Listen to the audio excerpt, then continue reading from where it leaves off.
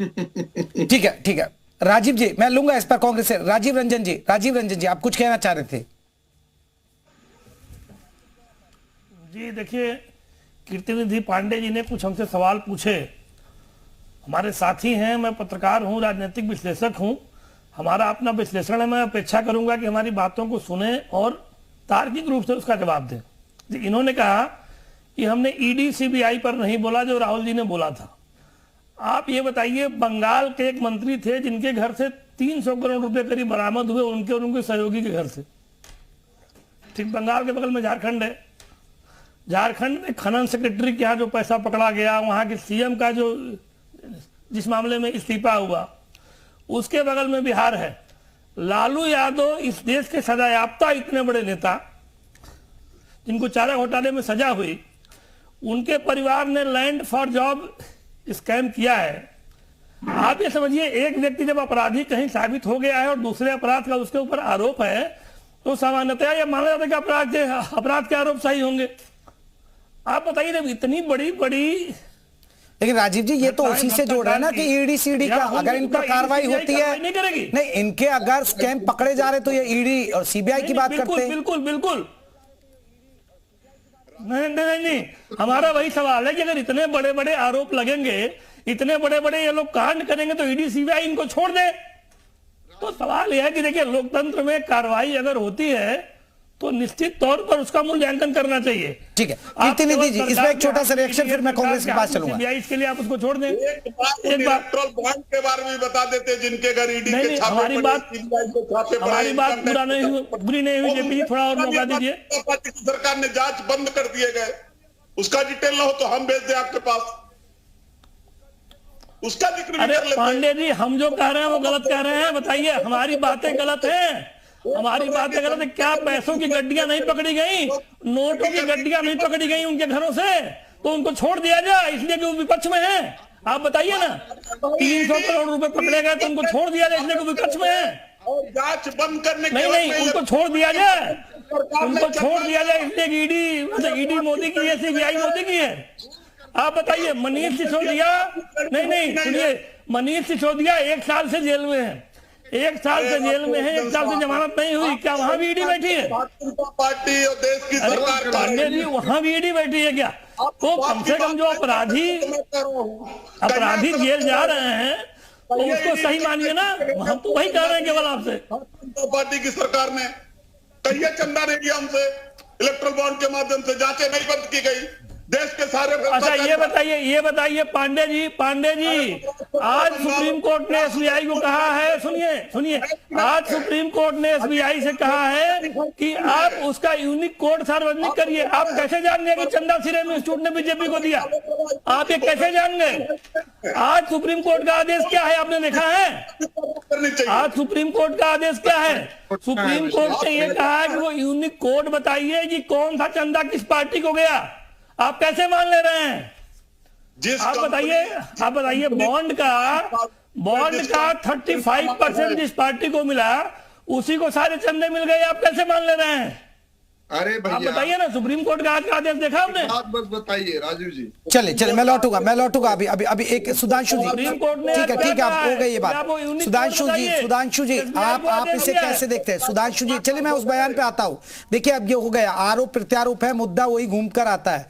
लेकिन सुधांशु जी, आपको लग रहा है कि इससे सेल्फ गोल कर गए राहुल गांधी? बीजेपी को एक मुद्दा मिल गया, सनातन धर्म को लेकर। अब ये देखिए, बड़ी बड़ी बातें शुरू हो गई हैं इनकी, महिला आबादी को लेकर, क्योंकि कि 47 करोड़ के आसपास वोटर है महिला। और ऐसे में मोदी का जो भाषण था, आपने सुन भी लिया कि उन्होंने नारी शक्ति से जोड़ दिया इसे। ये टेंशन बढ़ाएगा आपकी? आप बस ये बताइए कि ये कौन बात कर रहा है? मतलब 100 चूहे खा के बिल्ली हज को चलिए, कहावत है ना, तो बिल्ली के मुंह से ये शोभा नहीं देता। ये लोग नारी शक्ति की बात कर रहे हैं जो ब्रजभूषण शरण सिंह को आखिरी तक बताते हैं। वो आदमी बात कर रहा है जो बीएचयू में जब बेटी के बलात्कार के खिलाफ छात्र नौजवान सड़क पर थे। अरे सुधांशु जी, देखिए, सब आरोप है। आप बताइए, लड़की हूं, लड़ सकती हूँ, कहां लड़ रही है वो? यूपी आई है जब से गई हैं। की बात करते हैं। नहीं, सुधांशु जी बताइए ना, अगर आप लड़कियों की आप बात करें, नारी शक्ति की, तो क्यों नहीं लड़ रही है वो यूपी आकर? किसानों पर थार चढ़ा देता है, वो लोग किसान की बात करेंगे। ऐसे दोगले लोगों को जनता जानती है, जनता जवाब देगी, इंतजार करिए। जनता ये देख रही है कि वो कौन लोग हैं जो कह रहे थे बहुत हुई महंगाई की मार। आज हिंदुस्तान में 70 साल की सबसे ज्यादा महंगाई है। आज हिंदुस्तान में 70 साल का सबसे बड़ा बेरोजगारी का दौर है।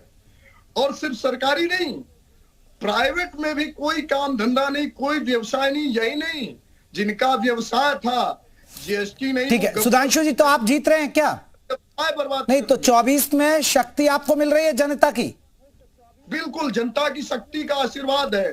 जो होगी जय होगी पुरुषोत्तम नवीन, का शक्ति हुई राम के वदन में लीन। ठीक यही अंतिम बात है, ये याद रखिएगा। हाँ। जनता ने आशीर्वाद दे दिया है और इस देश ने हमेशा तपस्या को। और सर यूपी में कितना आशीर्वाद दे रही है आपको जनता, ये भी बता दीजिए फिर।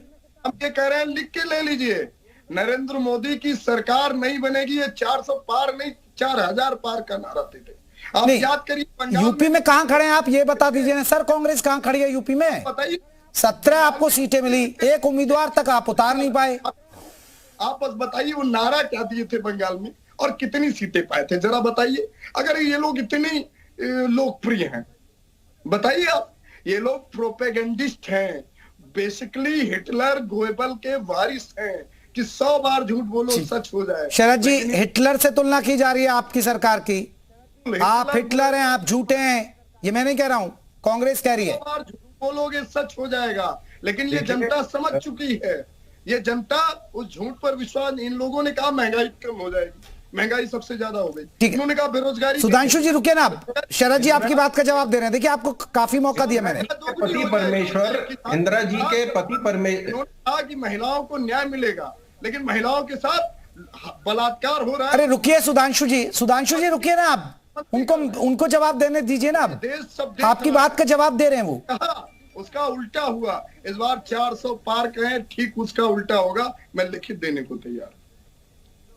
शरद जी देखिए, मैं आपको गारंटी दे रहा हूं, अपने मित्रों को गारंटी दे रहा हूं, भारतीय जनता पार्टी की तरफ से, अपनी तरफ से, माननीय मोदी जी की तरफ से, कि सपना देखने पे कोई टैक्स नहीं लगने वाला। बड़े बड़े सपने देखे, इसमें कोई दिक्कत नहीं है। लेकिन हकीकत में क्या होगा वो आपको अभी पहले से ही मालूम है। और देखिए कि कांग्रेस को, क्योंकि जमीन से जुड़ी पार्टी है उत्तर प्रदेश में, इनको पहले ही पता है कि इनकी जमीनी हकीकत क्या है। पहले तो समाजवादी पार्टी ने इनको 17 सीटें दी, और दूसरा ये है कि राहुल जी पहले ही वायनाड जा चुके हैं, सोनिया जी ने उत्तर प्रदेश छोड़ के राज्यसभा चली गई, तो इन्हें तो अपनी पार्टी और अपने नेताओं में विश्वास नहीं रह गया है। ये इसी को कहते हैं शक्तिहीन पार्टी, तभी तो वो शक्ति के खिलाफ खड़े हो रहे हैं। और जो पार्टियां कह रही हैं कि साहब हमें तो किसी ने दिया ही नहीं, और जैसे हमारे मित्र पांडे जी समाजवादी पार्टी के कह रहे थे, कहने लगे कि साहब हमको तो जो पोस्टल पेमेंट आया था 10 करोड़ रुपया का, मेरे अकाउंट में अगर कोई 5 रुपए भी जमा करेगा तो या तो मैं पता करूंगा कि किसने किया, नहीं तो मैं पुलिस को रिपोर्ट करूंगा। आपको पुलिस को रिपोर्ट करनी चाहिए, आपको ईडी को रिपोर्ट करना चाहिए, आपको केंद्रीय जांच एजेंसियों को रिपोर्ट करनी चाहिए कि साहब हमारे अकाउंट में अनजान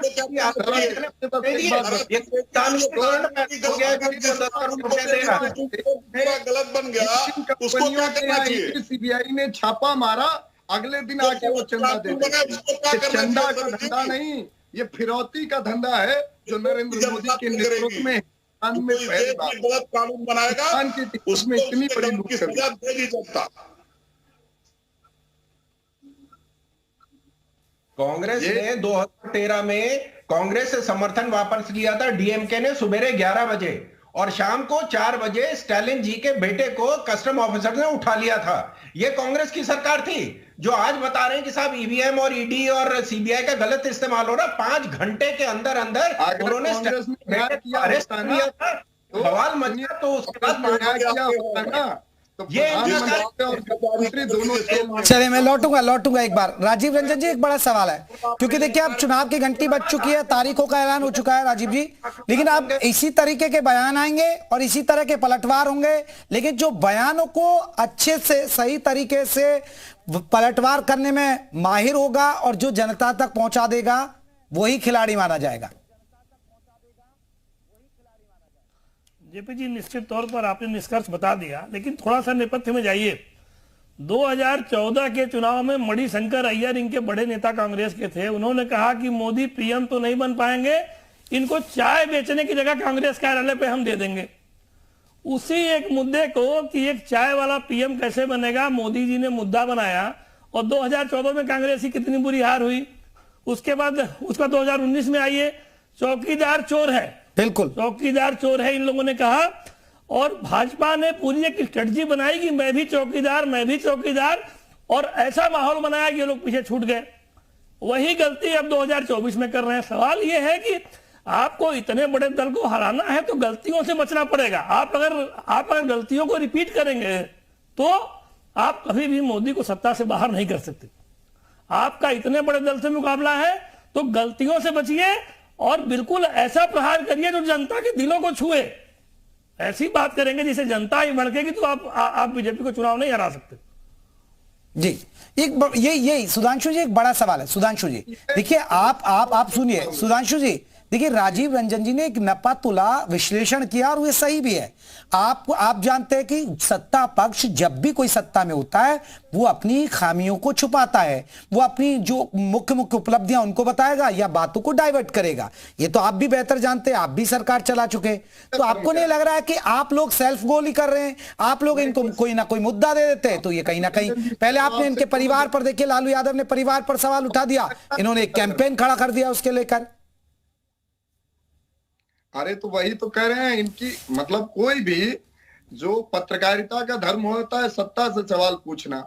अगर जरा भी इनके अंदर पत्रकारिता धर्म हो तो पीएम केयर्स फंड पे जितना बड़ा घोटाला हुआ है उस पे सवाल पूछें। इलेक्टोरल बॉन्ड का घोटाले को तो सुप्रीम कोर्ट ने पर्दाफाश कर दिया कि जहां जहां ईडी सीबीआई गई वहां वहां से चंदा आया। जिन को धंधा दिया, बताइए, अपना धर्म का पालन करिए, अपने धर्म का पालन करिए और सत्ता से बाहर करिए भारतीय जनता पार्टी को, अगर आपको ऐसा लगता है तो। बाहर हो गई आपकी जो भाजपा दफ्तर से सैलरी आती वो आप एन के प्रकार सत्ता से हटाइए। हम तो अपने धर्म का पालन कर रहे हैं, हम तो विश्लेषण दे रहे हैं, मेरे विश्लेषण को काटिए। जनता ने नीचे मन बना लिया है, जिन किसानों की हत्या करवाई। अरे सुधांशु जी, हम तो आपके वेल विशर है ना, आपको ही समझा रहे हैं हम तो बैठा के यहाँ पर। नहीं, हम तो आपको बिठा के समझा रहे कि देखिए इनकी बातों में मत फंसिए, मुद्दों पर रहिए, इनको ऐसा मौका मत दीजिए जो सेल्फ गोल हो जाए। नहीं, कोई सेल्फ गोल नहीं। हमारा अभी भी मुद्दा बेरोजगारी, महंगाई, गरीबी, भूखमरी, महिलाओं के साथ अत्याचार, किसानों के साथ अत्याचार, हमारे मुद्दे वही हैं। इन लोगों ने जो झूठ बोला, अब ये भस्मा चले मैं एक सवाल आ रहा हूँ शरद जी आ रहा हूँ, एक आखिरी कमेंट लूंगा मैं पहले आपसे। एक कीर्तिनिधि जी एक बड़ा महत्वपूर्ण सवाल है। ठीक है, बीजेपी आप कह रहे बात का बतंगड़ बना रही है, गुमराह कर रही है, कैसे पार पाएंगे सर? आप बताइए ना, आप पे कैसे तोड़ है? ये तो देखिए घेराबंदी कर दी। क्या घेराबंदी कर दी? देखिए, हम जनता के मुद्दों पर पीडीए की रणनीति के साथ लगातार जनता के बीच में हो। जनता जनार्दन है, जनता जनार्दन अपना फैसला करेगी। किसी बात के मैनिपुलेटिंग से इस बार कोई परिवर्तन नहीं। इस बार बेरोजगार अपने रोजगार के लिए वोट देगा, किसान अपने सम्मान के लिए, अपनी आय बढ़ाने के लिए वोट देगा, महिलाएं अपने सम्मान और सुरक्षा के लिए वोट देंगी, जो महिलाएं गृहिणी है वो अपने किचन को आसान बनाने के लिए वोट देंगी। वोट इन मुद्दों पे पड़ेगा और उसी मुद्दों के आधार पर इंडिया अलायंस पूरे बहुमत के साथ सरकार बनाने का काम करेगा। ठीक है शरद जी। देखिए, मैं आपको इस दो चीजों की गारंटी दे रहा हूं। एक तो विपक्ष की बेरोजगारी और गरीबी रहेगी, अभी ये पिछले अगले 5 साल तक और रहने वाली है। और दूसरी चीज की ईवीएम मशीन खराब हो जाएगी और संविधान की हत्या हो जाएगी 3 महीने के अंदर, ये बिल्कुल गारंटी है। तो ये अगर हकीकत नहीं जानना चाहते हैं तो इसकी हमारी गलती नहीं है। सपना देख रहे हैं, बहुत अच्छी बात है, बड़े बड़े सपने देखे, पहले भी इन्होंने सपने नहीं, ऐसा नहीं है सर। शरद जी, बीजेपी बिल्कुल पाक साफ है, बहुत ही वो हवा काम बहुत अच्छे किए हैं सर। बहुत इश्यूज हैं ग्राउंड पर भी, ऐसा नहीं है। ठीक है, जनता आपको लग रहा है कि चुन देगी, लेकिन रोजगार एक बड़ा इशू है। पेपर लीक का मामला यूपी में बहुत इशू है सर। मैं दिन भर घूमता हूं और रात को 8 से 9 आपके साथ बैठता हूं। सब कहते हैं कि देखिए हम दे देंगे बीजेपी को वोट। मैं गया कई जगह, लेकिन सर कहते हैं कि रोजगार नहीं दे पाए, फेल हैं आप। ये बता दीजिए आप अपने हुक्मरानों को।